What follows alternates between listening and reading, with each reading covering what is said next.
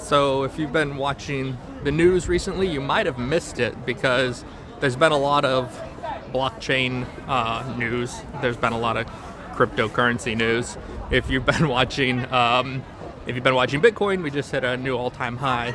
I say we like if I own Bitcoin, but the cryptocurrencies are pumping again, and de-dollarization continues. So this is the news I want to talk about. About, I don't know, a year ago, I was talking about de-dollarization because it was a big topic in China and Russia. We're talking a lot, and the BRICS countries were talking about, trying to avoid the SWIFT and trying to get off the SWIFT. And they said about a week ago, they announced that they are going to launch a blockchain. Guess the cryptocurrency, essentially. They're going to launch a blockchain with the BRICS nations in order to bypass the SWIFT. Basically, they were talking about de-dollarization. If you watched my video where I did a review on Putin's interview with Tucker Carlson, I talked about how I thought it was interesting that they were saying about 60 to 70% of the Russian economy now is de-dollarized. And so about 30% is in renminbi and about 30% is in rubles. So Russia's been pushing this, obviously, since they were pushed out of SWIFT, and after their assets were freezed, they said, hey guys, this is ridiculous that they're weaponizing the US dollar, and so we have to develop a new system that will allow us to essentially bypass SWIFT. And so it only makes sense that the BRICS would be the group that actually does this, because if you look at many of the BRICS nations, they're not on great terms with the United States.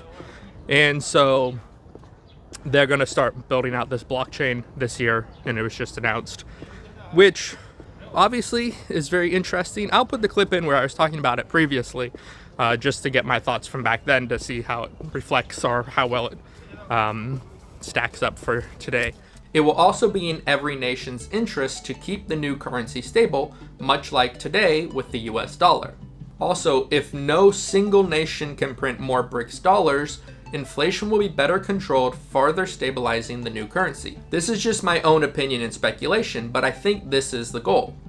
No one nation has control over the global reserve currency, making transactions safer and more transparent. Also, this will most likely be created on a blockchain that would allow for the BRICS nations to program the currency, controlling the inflation rate and allowing for some monetary controls if the group votes on new policies. The group could also program in a small tax per transaction to fund the BRICS, allowing for the group to grow a treasury to fund projects around the world. One of the things that I found interesting in the announcement was that they were talking about common people and businesses would be able to use this new currency, which made me think, interesting, because I thought it'd be just a country level type blockchain currency swap situation, because the countries want to obviously trade goods in their own currencies, right? So China would love to trade all of its goods in renminbi, and Russia's been forced to pretty much trade all of its goods in ruble. But because there's not a good cross-border payment system, they have struggled. That's the whole idea. SWIFT is owned by the United States and kind of controlled by the Western countries, and there's nothing that you can do once you're out. You have to go and set up deals, like kind of bilateral deals, and you got to come to China, you got to go to South Africa, you got to go to India and say, hey, will you accept our currency? Or you have to then trade in that country's currency, and that creates a whole lot of problems, because sure, you can trade with India or you can trade with China, but then when you go to take that money that you've made from India or China and try to trade with South Africa, they say, we don't want, renminbi, or we don't want, rubles or rupees or whatever else they're trading in, right? Rand or whatever. So that's the whole issue. That's why everybody trades in US dollars, because they say, sell us your goods in dollars, and then I can sell those. I can take those dollars and buy goods anywhere in the world. That's the whole kind of idea behind international banking. You have one currency that is kind of the stable currency. That's what everybody trades in. And when you're kicked out of that, then you have to figure out how to how to get around that. And that's what they're doing now. And this has been the conversation for some time about de-dollarization, is which countries are interested in it, who's actually going to be responsible for setting this up.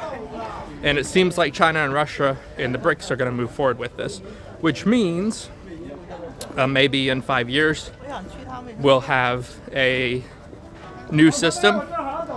And I think this will run parallel for some time, because obviously the Western countries either won't join or they won't be invited, who knows. But ultimately, I think we'll have parallel systems, the SWIFT and then this new blockchain, probably for 20, 30 years, until either the SWIFT fails or, this new blockchain fails. But the truth be told, a lot of people are talking about Bitcoin right now. I even mentioned it at the beginning. Bitcoin is fun to look at and fun to talk about and be like, oh, people are making money. And you can say whatever you want about the coin itself. Maybe it fails, maybe it goes to zero, maybe it goes to 1 million per coin, who knows. But what people need to understand, and what people need to understand about blockchain technology, is that it is the future of banking. We believe the next step going forward will be the tokenization of financial assets. And that means every stock, every bond will have its own, basically, CUSIP. It'll be on one general ledger. Every investor, you and I, will have our own number, our own identification. We could rid ourselves of all issues around illicit activities around bonds and stocks and digital by having a tokenization. But the most importantly thing, we can customize strategies through tokenization that fits every individual. We would have instantaneous settlement. Think about all the costs of settling bonds and stocks. But if you had a tokenization, everything would be immediate because it's just a line item. And so we believe this is a technological transformation for financial assets. I believe if you want to talk about voting and voting choice and all the things, if we know every moment who is the owner of that stock, and it's now time to vote, every individual who has ownership is identified and they can vote their own shares. In probably 5 to 10 years, everything will be on a blockchain because it's just a superior technology.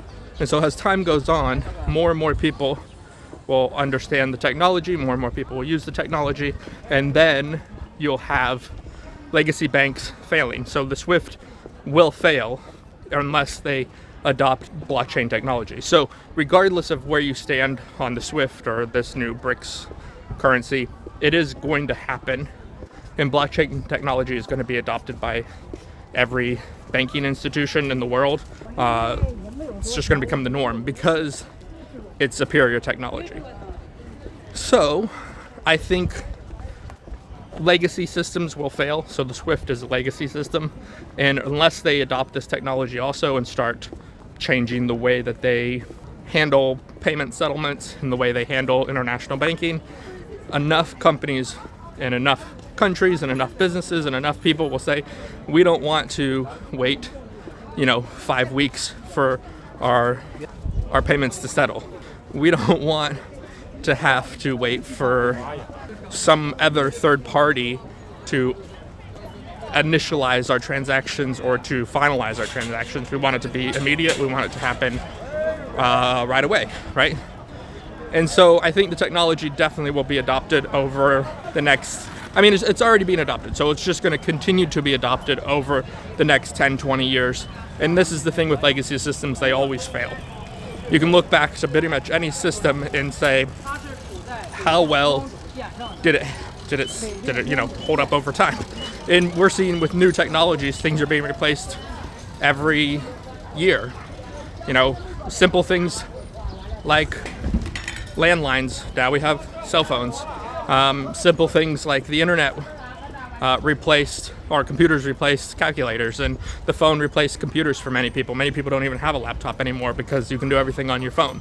And so, or a desktop, for that matter. So I think with technologies, we're going to see more and more blockchain technologies coming to the forefront, whether that's in shipping or whether that's in banking, where it's already starting to take hold, or really just anywhere where people can use the blockchain to verify on a public ledger whether or not a transaction or an action has taken place. And more people will be adopting this technology. So, if you're not into it yet, it's worth looking into the technology. Whatever about cryptocurrency, you can do whatever you want with that. I don't recommend you get involved in that at all. But I would say look into the technology behind it, because the technology behind it is going to change how things are done essentially in the future, how things are recorded and how things are documented and how things are essentially just how things, basically everything's going to be changed by the blockchain technology. So if you don't know a lot about it, look into it, because it is coming in big countries like China and Russia and India, all part of the BRICS, are jumping on this to bypass SWIFT, to bypass legacy systems, and to bypass, bypass just the United States and the Western countries to some extent. So, what do you guys think about this? I will link to my other video if you want to hear me talking about my opinion about a year ago when we were talking about this. Thank you to the members. We still have members, and it's really helpful.